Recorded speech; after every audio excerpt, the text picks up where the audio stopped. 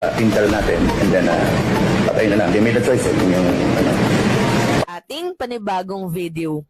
Mga minamahal, nagulat ako kasi ngayon ko lang po talaga ito nalaman na meron palang threat sa mga katulad ko, which is yung pro-government vloggers at hindi lang pro-government, yung mga sumusuporta na vlogger sa administrasyon ni PBBM. Lahat po ay may threat. So, nakita ko kasi itong video na ipinasa sa akin na yung pangalan daw po namin ay nakalista na. So, markado na daw po ang name namin at ipapasa daw po ito sa kanilang intel. Kasi ang dapat daw sa amin ay chinuchugi. Kasi wala daw kaming ibang ginawa kundi character assassination dito kay Vice President Sara Duterte. Like, nung nakita ko yung video ni Dado Clemente, napaisip ako, sino ba yung mahilig mag-character assassinate?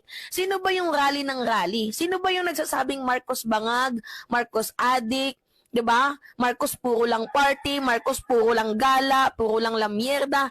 'Di ba Marcos may sakit? So sino ba ang mahilig mag-character assassinate in the first place?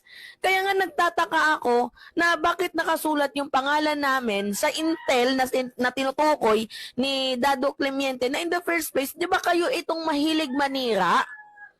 'Di ba kayo itong mahilig mag-character assassinate? Bumubuo pa nga kayo ng grupo eh. O anong klaseng grupo? O doon sa EDSA People Power. Diba? Sa EDSA Shrine. Anong ginagawa ninyo? Nagtipon-tipon kayo. Hindi lang yun yung unang beses. Diba meron din kayong hakbang ng maisog? Na hindi lang isang beses na ginawa yung rally na yon. Simula January, February hanggang umabot na ng August. Lagi kayong naghakbang ng maisog rally. Hindi lang hakbang ng maisog rally, hindi lang EDSA Shrine People Power, kundi meron din kayong tinatawag na prayer rally. Diba kaya nga sabi ko sa inyo mga minamahal, ang unfair naman, syempre kami, sumusuporta sa administrasyon. Sumusuporta kami sa tama.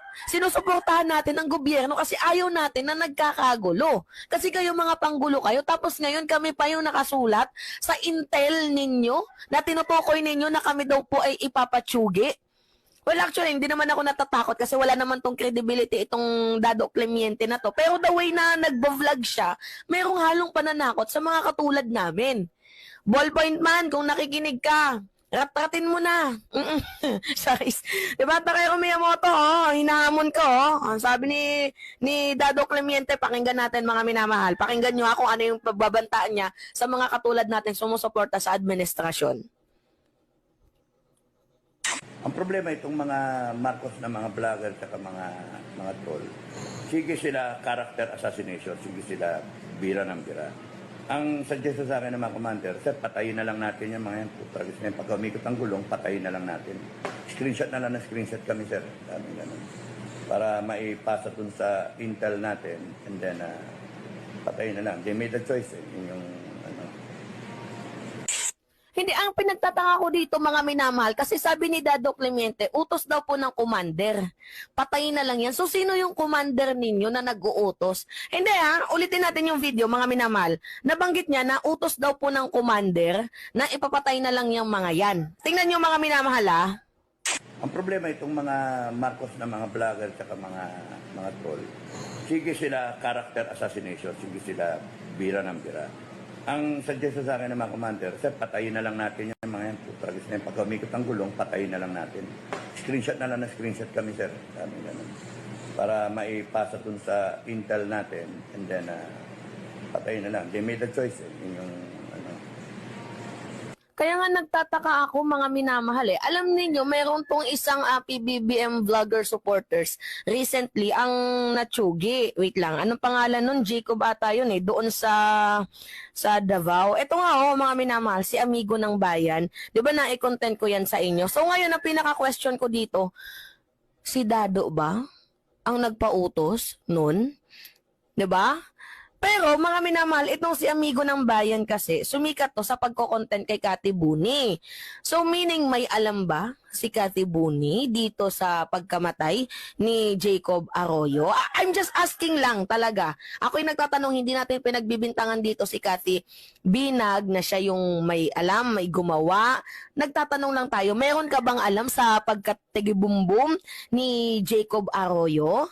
Diba? Or else naman may kinalaman dito si Dado Clemente kasi ang sabi ng kanyang commander, utos daw, ilista yung mga pangalan and after ilista yung pangalan, ipasa sa kanilang intel tapos pagbabarilin yung mga taong yan. Like for what? Ano yung mapapala ninyo? Sa tingin ninyo, kapag lahat ng mga vloggers na sumusuporta kay PBBM, nategi yan, sa tingin nyo, malaki yung benepisyo nyo dyan? Hindi. Hindi magiging malaki yung benepisyo nyo dyan dahil pinapatunayan nyo lang na kayo ay mga guilty. Hindi nyo kayang magsalita ng opinion by opinion, sagutin yung isang argumento by an argument, kundi ang ginagawa ninyo ay ad hominem. Ad hominem to mga minamahal, and beside bukod sa ad hominem, threat itong ginagawa ninyo. Hindi to patas, hindi to maganda.